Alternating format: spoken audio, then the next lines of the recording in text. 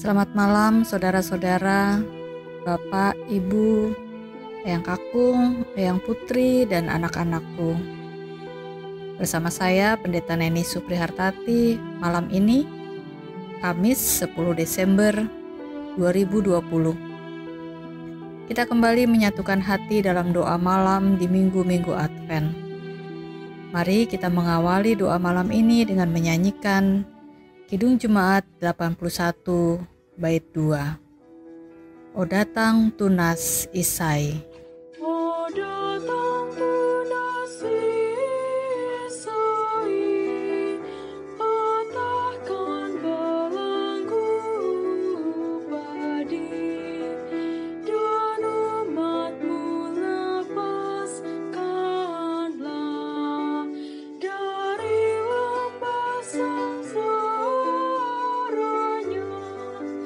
Bersoraklah, hai Israel, menyambut Sang Immanuel.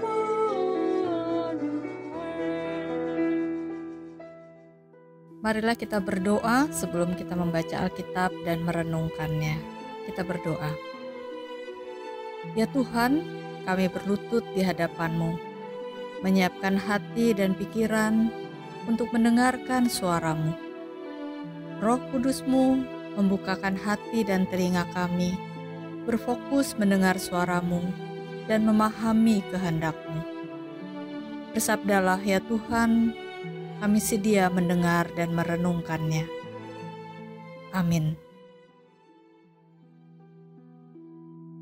Pembacaan Alkitab malam hari ini dari Filipi pasal 3 ayat 7 hingga ayat 11. Filipi pasal 3 ayat 7 hingga ayat 11.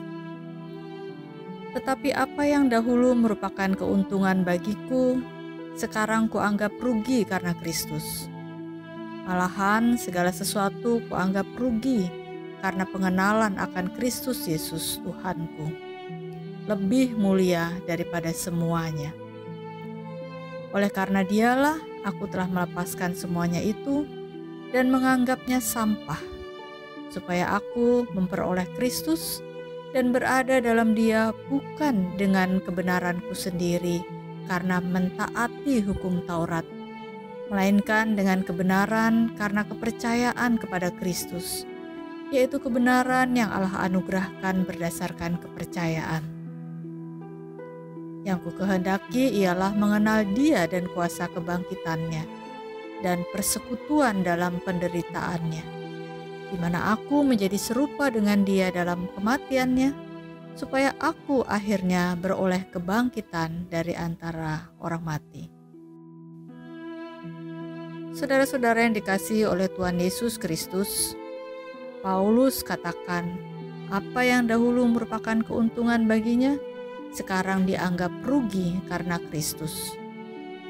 Kehidupan Paulus yang dahulu ia katakan di ayat 4b sampai ayat 6, jika ada orang lain menyangka dapat menaruh percaya pada hal-hal lahiriah, aku lebih lagi disunat pada hari ke-8 dari bangsa Israel, dari suku Benyamin, orang Ibrani asli.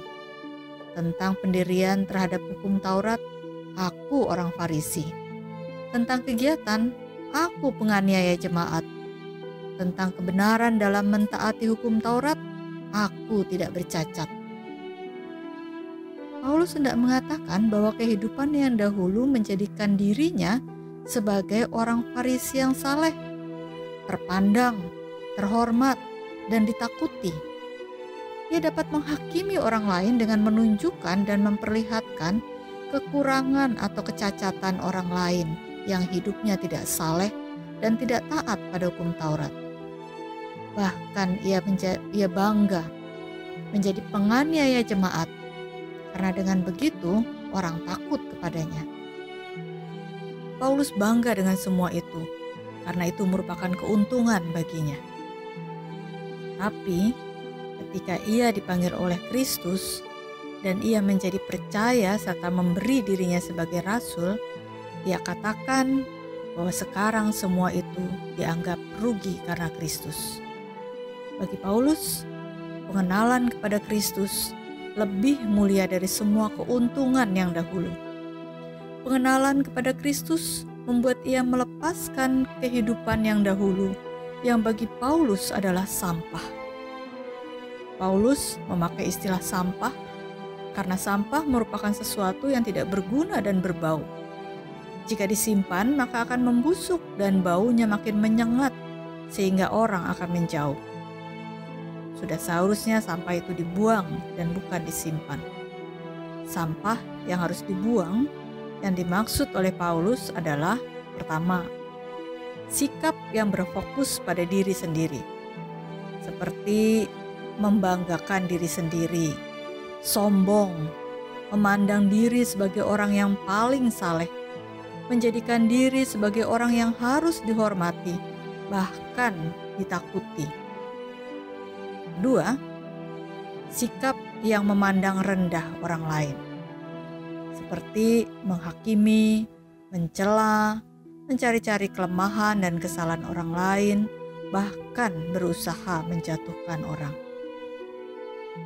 Suara Tuhan melalui surat Paulus pada malam hari ini mengingatkan kita untuk membuang sampah yang ada dalam diri kita.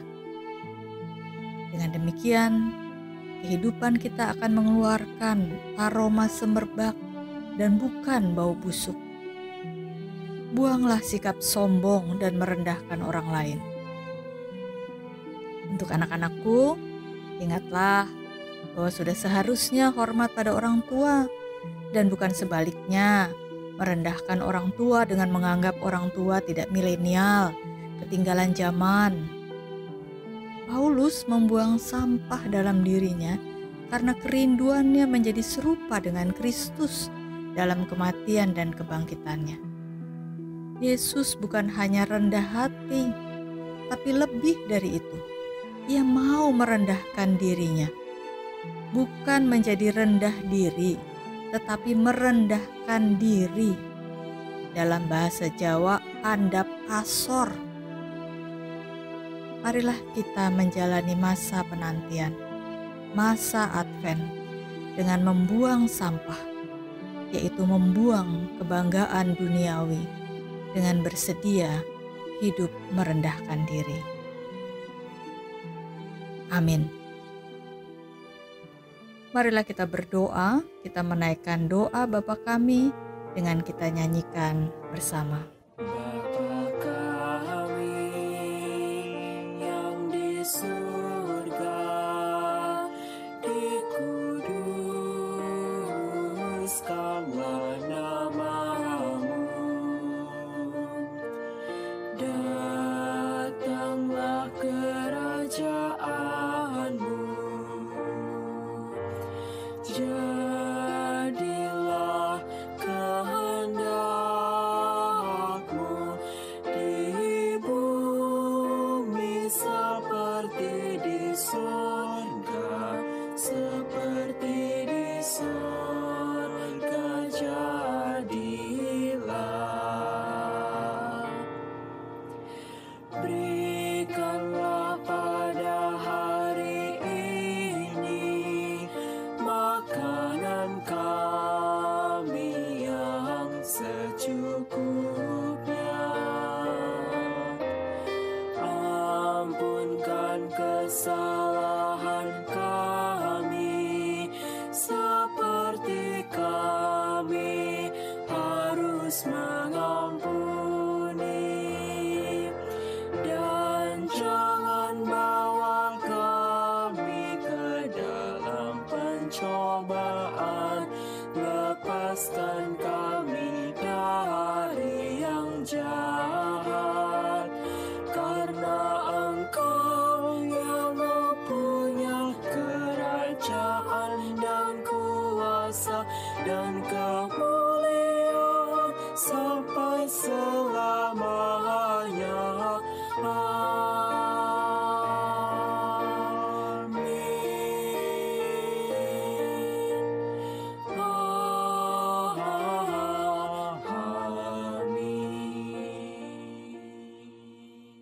Kita berdoa untuk menaikkan syafaat kita. Ya Tuhan, Allah kami, mampukanlah kami untuk dapat menjalani masa penantian, masa Advent ini dengan benar dan seturut dengan kehendak-Mu. Mampukan kami agar dapat hidup seperti Paulus yang dengan sukacita membuang sampah, yaitu kebanggaan duniawi, dan kami mampu untuk mengikuti jalan hidup seperti Kristus, yang meskipun anak Allah, tetapi mau merendahkan diri hingga mati di kayu salib. Ajarkan kami untuk tidak mencari kehormatan, tetapi mampu menghargai setiap orang. Dengan demikian, hidup kami dapat mengeluarkan dupa yang harum untuk kemuliaan dan kebesaran nama-Mu. Ya Tuhan, kami memanjatkan puji dan syukur kepadamu untuk kesembuhan yang Engkau berikan kepada saudara-saudara kami yang sakit karena berbagai penyakit. Terlebih mereka yang dinyatakan positif terpapar virus corona dan menjalani isolasi.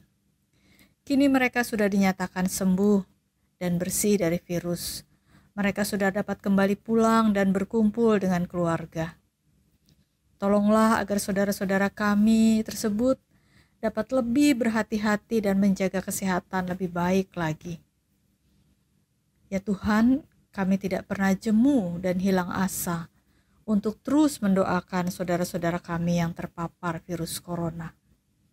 Kami paham Tuhan, kecemasan, kekhawatiran, dan kegalauan akan meliputi saudara-saudara kami yang terpapar virus corona.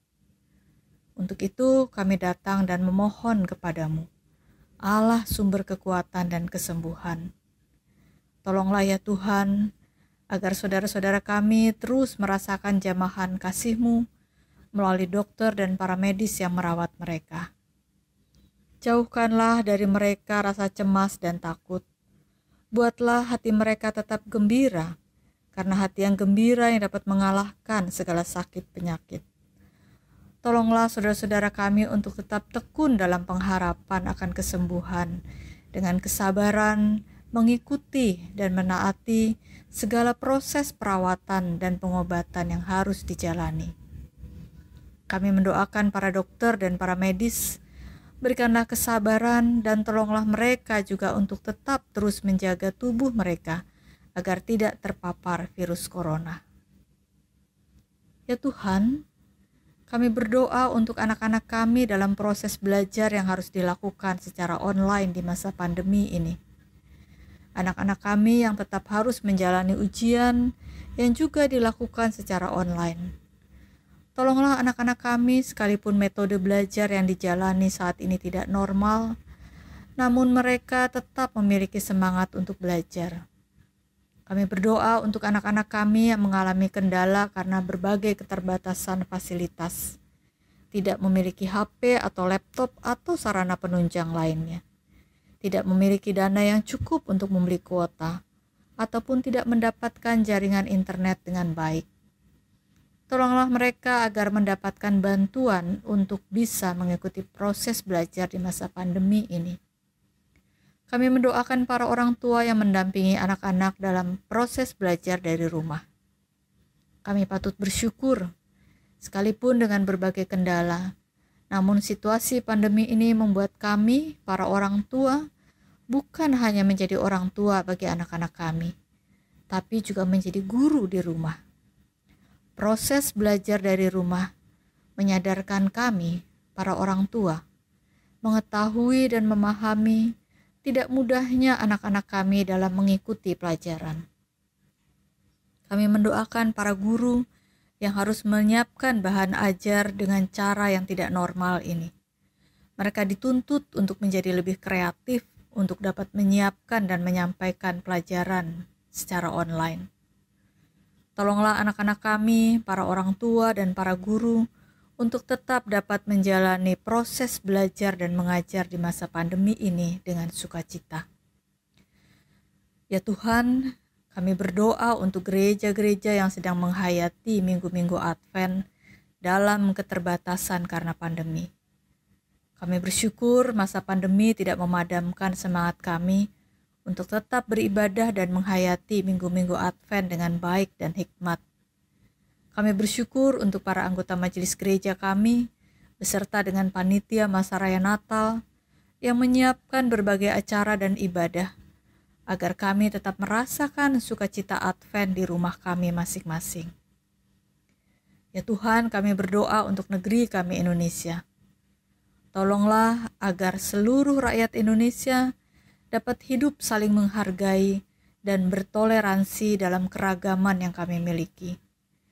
Biarlah persatuan dan kesatuan menjadi kerinduan bagi kami semua untuk dapat terwujud di negeri kami tercinta ini.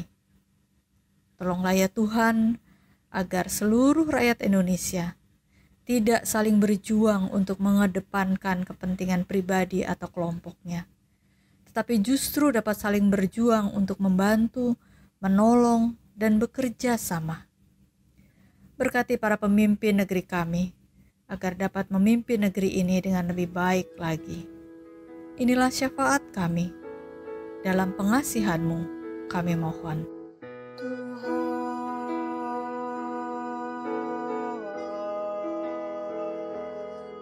Dengarlah doa kami.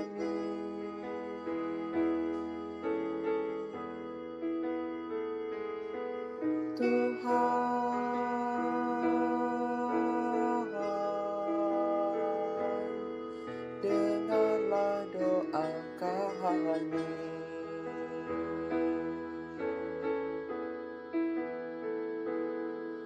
Dengarlah doa kami.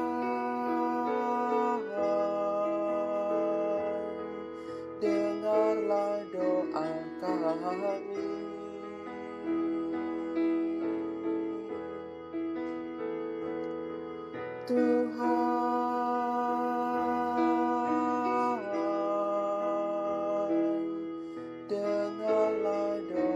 kami.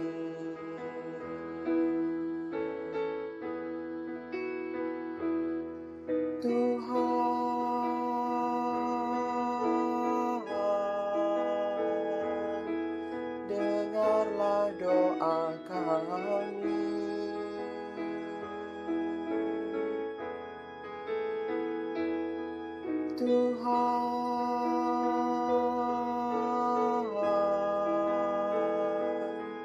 Dengarlah doa kami. Amin. Kembali kita bersama-sama menaikkan pujian bagi Tuhan dari Kidung Jemaat 81 bait 5. Oh Tuhan Allah, datanglah.